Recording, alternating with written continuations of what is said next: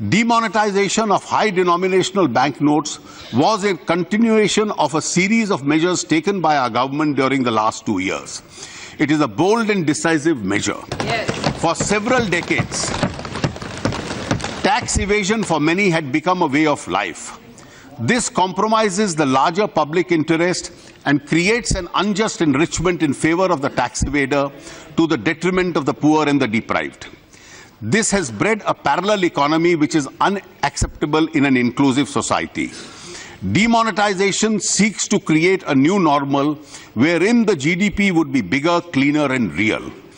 The exercise is a part of our government's resolve to eliminate corruption and black money, counterfeit currency and terror funding.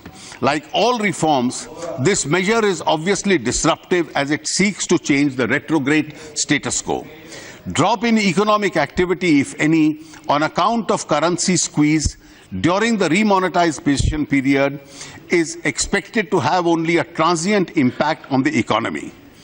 I am reminded here of what the father of the nation, Mahatma Gandhi, had said, "A right cause never fails." Demonetization has a strong potential to generate long-term benefits in terms of reduced corruption, greater digitization of our economy, increased flow of financial savings, and greater formalization of the economy, all of which would be eventually lead to higher GDP growth and tax revenues. Demonetization helps to transfer resources from the tax evaders to the government, which can use these resources for the welfare of the poor and the deprived.